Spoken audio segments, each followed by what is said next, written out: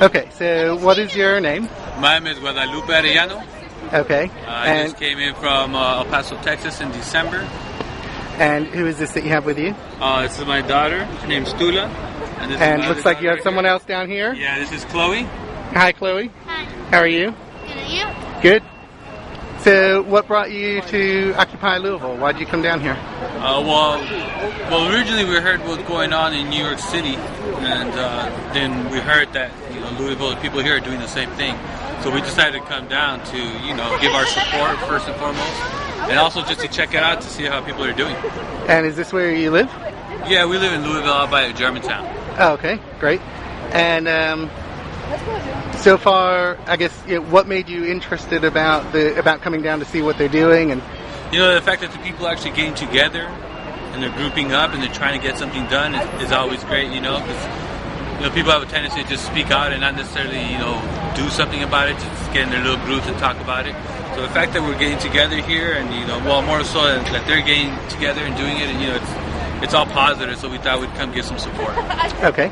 And what are some of the issues going on that are most important to you? What are some things that you might like to see come out of this movement as far as political change? Political change. Well, I just want people to be aware of the discrepancy between how it's gotten to be ridiculously a separation of the rich and the poor now. I've read and I've heard that it's more now than ever the big old the gap between the rich and the poor, and it seems like if nobody does anything, if everybody just stays home and keeps watching cable all day, nothing's going to get done. So it's important for people to get things going. I believe to be like a true American, this is what it is to be an American. Not just sit down and be handed to you whatever you like. To actually stand up against something that's wrong. So I hope it just opens up people's idea that we don't have to watch on TV what's going on like in the Middle East, the people are uprising, and then we are all rooting for them, saying yeah they're doing something, and then back at home when we have a chance to do something, we just sit around and not do anything. Do you have a sense for whether this kind of movement is going to be capable of making some of those changes, and how it might be able to do that? How these people coming together might be able to make lasting change?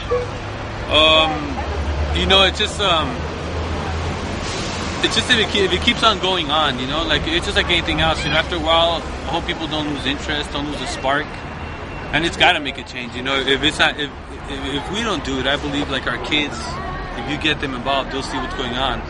And then when they start getting into politics, when they start getting into the job market, they'll realize, like our parents were trying to make it fair for everybody else. So why don't we go ahead and now that we're in the position to do it, why don't we try to make it fair? When you were talking about the disparity between the rich and the poor, do you have an idea of what could be done to reduce that disparity? How do we bring people more onto the level?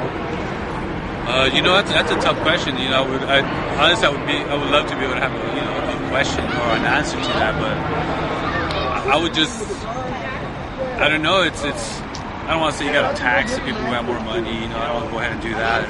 I just people have to just open. People who have the power to go ahead and disperse money. I think there should be more. I think just have more caring, decent people. One of the themes that I've heard in talking to a lot of folks down at this area is that they feel government has kind of lost touch with the people, or lost accountability to the people. That's gotten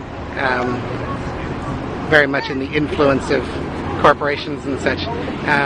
What's your sense of that? Do you feel that government is working for you? No, unfortunately, no. It seems like, with all the lobbyists and so on, it seems like the government's working for its own special interests. You see Obama now kind of hitting the touch buttons, like now he's talking about immigration all of a sudden. Now that, the elections are coming up, everyone's talking about that. They're talking about the split of Congress, how the Republicans are not really helping, now that the elections are coming up and so on. So it seems like, unfortunately, government is being run again by big business and so on. I would like for it just to not be that way, but you slowly I guess it just sort of slowly started happening. People go back to when Reagan was in office, how they can start pinpointing how more businesses started influencing government more than they should have. Do you have a sense for how the people can claim back, so that they're the focus?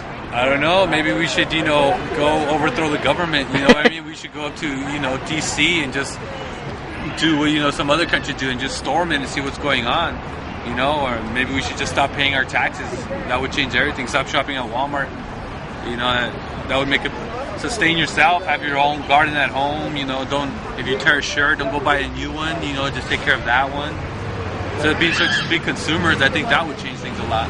So kind of smart consumerism, or informed, enlightened consumerism kind of thing. Yeah, sort of like maintained, not ravage out, or like you have 6-7 pairs of shoes at home and you really only wear 2. Yeah. You have an iPod at home. A lot of friends have iPods at home, 1,000 songs, and I just listen to the 20 songs and that's it.